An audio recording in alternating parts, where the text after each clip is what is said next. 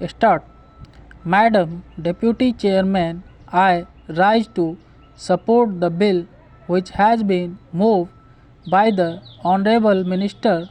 of State in the Ministry of Home Affairs. This bill incorporates certain sentiments which the country holds so dear as far as the office of President is concerned, and also incorporates the faith of the people in themselves that when they will elect a president, the person who would be occupying the high post would be a person who would have not only the love and affection of the people but would be,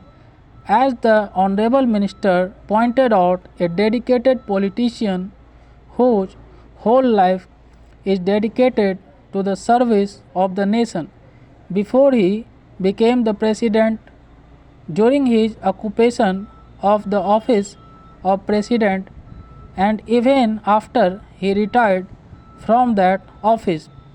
It is this confidence of the people in themselves and the high love and affection which they hold for this office which have resulted in this particular bill being considered by the House at the present moment. The Honorable Minister has pointed out that the President who has just retired has fulfilled all the requirements which are the basis of this particular measure and the measure which was passed in 1951. I wish that he had mentioned the last Governor General also, to whom both the measures apply. Whether we may agree or may not agree with the last Governor General on some of the political views that he holds, there can be no two opinions that the last Governor General was also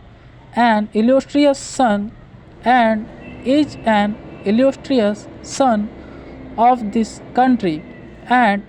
deserves all the consideration, all the love, and all respect of the country which are being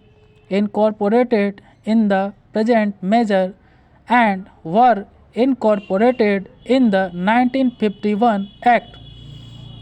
While therefore fully supporting the measure which is now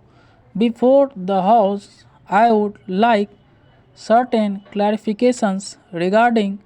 the rules that are going to be made for giving effect to the provisions which have been incorporated in the present bill. In the statement of objects and reasons, we are told that a person holding the high office of president has, even after retirement, many public calls on him, and it is therefore considered desirable to provide him with secretarial staff. It is further stated that the bill provides for a staff which may be engaged for the president. A staff might be appointed for him and office space might be provided for him. It is because of this that certain misgivings have arisen in the minds of some of the members, and they want it to be made perfectly clear that the staff will be appointed not only for the ex-president but will be appointed by the ex-president, and it will be his wishes and his desires that will be taken into account when a particular person is being appointed. Also, regarding the office which is engaged for him, his wishes should be taken into account so that he knows what would be a convenient place for him and he may try to get that place. Another reason for insisting on what I consider to be an important detail that if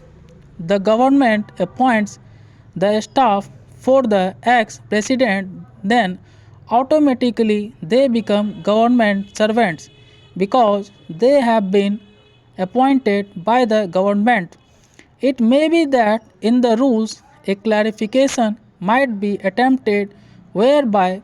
they may be exempted from some of the service conduct rules which are applicable to normal government servants. But even there, it will be much better that this should not be left in any doubt and that these persons that are appointed to assist the ex-president in his secretarial tasks are appointed by the ex-president and would not be appointed by the government for the ex-president and would not be government servants. This point ought to be made quite clear so that the ex-president has got all the right of determining the service conditions of the people appointed by him, of course subject to the overall limit which has been provided and to my mind rightly provided in the bill. Within that overall limit, perhaps it will be much better to leave the rest of the matter to the President himself so that we may also express our further confidence in the President to the effect that he would utilize it with discretion and with all sense of responsibility and fair play and taking into account the interests of the public and of the public exchequer too. Another point which also needs some clarification is regarding the payment to be made for the secretarial assistants and for the secretarial staff. Normally,